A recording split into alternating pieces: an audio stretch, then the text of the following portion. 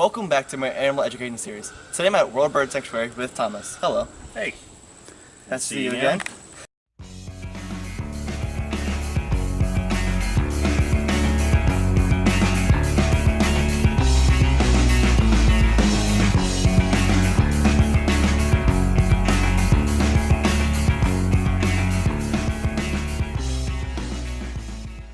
Who do we have here? So this is Willard. Willard is a red-tailed hawk.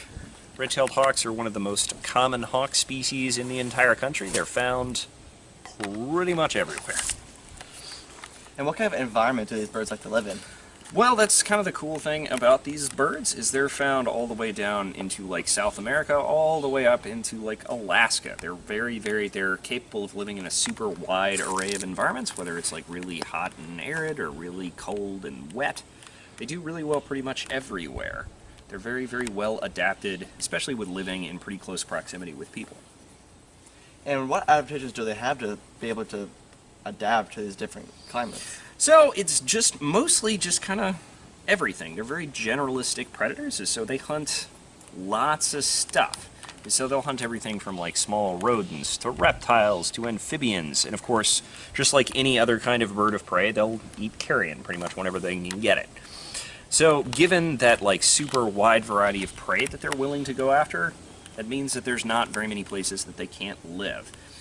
And like dealing with the cold is actually, you can see this kind of right here, as this poofing out on the side, is that's one of his downy feathers. An interesting fact about downy feathers is like to weight ratio, a down feather is the best insulator on the entire planet. Like as science, we cannot make something that weighs as little and insulates as well. It's kind of cool. Crazy. Yeah. So what kind of activities do you use this bird for? Is this like an educational animal? Yes, so he is one of our educational ambassadors. Willard has been with us pretty much his entire life. He came into our facility as a chick. He came actually into our rehabilitation hospital 24 years ago as just a little chick, as he fell, from what I understand, he fell out of his nest and got some pretty significant head trauma. And if he turns around back towards you, you might notice that he has just a slight head tilt. That's called an ataxia. And so it doesn't really affect him very much, but we were worried that he would not really be able to survive very well by himself in the wild. So we kept him here, and he's been a lifelong ambassador for his species and has taught literally tens of thousands of people about red-tailed hawks and about birds of prey in general. So what's one of your favorite things about this species? So red-tailed hawks are just how common they are. Is really neat. It's just being able to see them pretty much everywhere is super cool. But one of the interesting things is there are more than 10 different subspecies of red-tailed hawk that are found all over the country, and they look drastically different. Like like you've got up on our display line, we have a Harlan's redtail. It's very, very white with like a very pale belly, and then like some places they'll be almost entirely white. Most places are going to look more like Willard here. Of course, I can't remember specifically what subspecies it is off the top of my head now that I brought it up. Oh my goodness. And what is this he's doing here? So,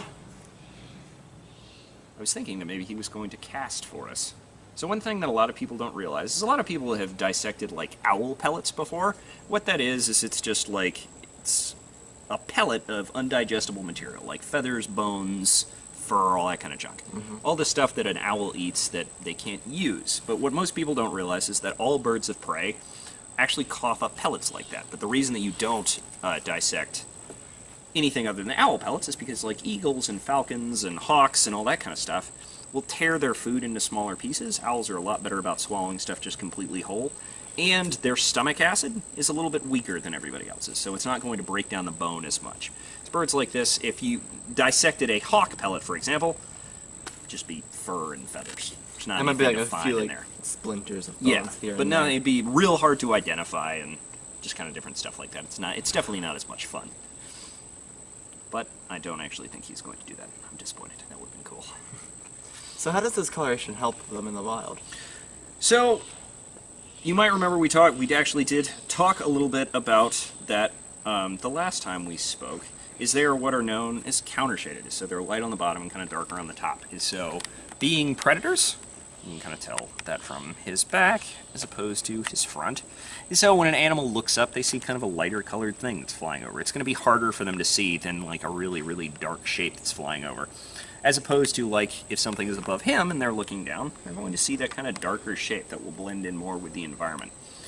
But red-tailed hawks is a lot of the way that they hunt is these are soaring birds, is they'll be way, way up high in the sky, flying around looking for stuff using their incredible eyesight to look down and try and find whatever their prey is. They'll also will sit and perch and watch for food as well, but a lot of the times they're going to be soaring around hunting. And you were mentioning like the perching kind of sitting for food. That reminds me, like whenever I'm driving along the highway, I see these red-tailed hawks all the time there. Like, could you please explain? Yeah, so they're very commonly called highway hawks. That's because of just the abundance of prey items that is great for them that are around there. They're really big open areas. There's usually a little bit of grassy area on either side of the road. There's lots of roadkill consistently, but because they're spending so much time on the highway, red-tailed hawk gets hit by cars a lot. It's one of the most common things that happens to them. So one of the biggest ways that you can help birds of prey in general is just by not littering. So before I started working with these animals, I was never throwing like plastic cups or Burger King wrappers or anything on the side of the road. But if I had like an apple core or a banana peel, I would think, oh, this is biodegradable, it'll go away almost immediately.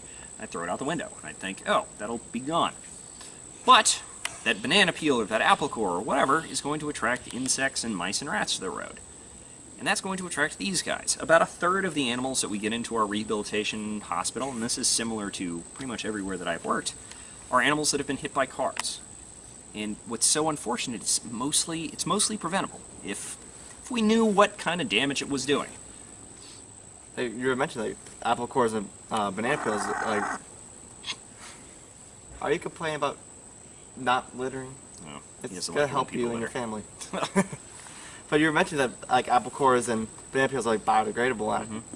Like people just throw those out all the time. Like typically don't go that far. Like, oh, it's gonna attract like a few rodents, but then I can think the next step up. Like, the animals that are gonna prey on the food, they're gonna go after that. It's definitely not something that a lot of people think about, and it's not something that I would think. Which is hard. Yeah. But that's like the only way that these kinds of problems can be solved is by getting that knowledge out. So that's actually something that I try and bring up to like during my educational programs a lot, and this will be a great resource for that too, is just spreading the word. So, because you can't fix something if you don't know what is a problem. Yeah, exactly. So how do their talons and their beak help them catch their food? So their beak, actually, a lot of people look at a bird of prey and they see that really sharp curved beak, and they think it's like, oh, that's the dangerous part, that's what I have to worry about. And it's actually not. So the beak is pretty much just a knife and a fork for this bird, is he's using that to just tear his food apart. Almost exclusively, the actual killing portion of the meal is going to be with these feet. So you'll notice that he's got these giant, strong, powerful-looking feet. So birds of prey, our red-tailed hawk, he can exert somewhere between like 450 to 600 pounds of pressure per square inch with his feet. If he wanted to, he'd just break my hand. Like this glove is made of a couple of like layers of leather, but it's pretty much exclusively there just to protect me from like scratches and minor accidents. If he wanted to, he could punch through it like it was not even there. And the biggest part, I don't know if you can see it very well, is that rear toe, the one that's kind of pointing towards the back. So that's called the halix, or the killing toe. So what they do is they'll grab onto whatever and they will use that really, really strong, powerful back toe with that really long talon on it, and that gets forced really, really deep into their whatever prey item they're hunting. That's pretty cool. Like, how like pretty the gruesome. one toe has like all that power. Yeah. Well, it's like their entire foot is that strong, but that's just where like a lot of that power like gets concentrated. Yeah. Yeah. I couldn't think of the word for it. They also have these cool, they actually have ratcheting tendons in their feet. The way that their legs are built is they actually have a couple of additional joints that we don't have. And so all of those joints work together, and all of those ligaments work together to really, really lock stuff in. And it kind of works like a ratchet strap. It gets tighter really easily, but it's actually kind of hard to peel it apart. So one thing that actually commonly happens when our birds are flying is they'll land on the glove and they'll kind of grab down a little bit, and they'll fly off and they'll get caught just a little bit because they're still holding on with their feet and they kind of have to think about it and then let go. But they're instinctively built to grab something and hold on real, real hard to it. So, I know this, but why is this bird called a Redtail Hawk? Well, it probably has something to do with that. Not a whole, well, not a whole lot, but not everybody knows that. Yeah, and something that actually is that having that red tail is something that a lot of people know about, but it also causes red-tailed hawks to be misidentified a whole bunch. So red-tailed hawks do not have that bright red tail until they reach sexual maturity. It's about 2.5. So for the first 2.5 years of their life, they do not have that bright red tail, and a lot of people don't really understand what they are. Is they're going to be a lot more close to just kind of this stripiness of his pants underneath, and their tail will be just kind of stripes of light brown and dark brown. So last time we spoke, you told me about all the different kinds of eagles. So do you mind telling me about all the different kinds of Yeah, hawks? so there's lots of different kinds of hawks, but here in the United States, our hawks are broken up into pretty much 2 categories. Is you have your bootios, this is a bootio, and those are your soaring hawks. They're going to be like identified with a really, really broad fan-shaped tail, really broad wings, and they're going to be flying up really, really high in the air. They're going to be soaring around. And then your other ones are going to be your accipiters, or your forest hawks. And they're going to be mostly identified by having a very long, skinny tail, and they're almost exclusively going to be avian predators. Is they're going to hunt other birds, and they're going to hunt birds in stuff like this. So they're super agile birds. They use that really big, long tail to help them like brake and steer, and they can fly full tilt through something like this and never hit anything. That's pretty crazy. Yeah, it's pretty astounding. Here. Yeah, but they're very neat little birds. So the 2 that like accipiters that are the most common around here are the sharp-shinned hawk and the Cooper's hawk. We also have the northern goshawk, but that's not as common. And what's this little call that he's been doing throughout the entire time? Is he So, just upset about something? I think that he is, I'm not totally sure what it is. He is definitely a little bit irritated about something. And I think it is at least partially that he has potentially seen one of our local wild barred owls. There's lots You've mentioned of them before in the around. video that if he sees one of those, he's getting kind of upset. Yeah.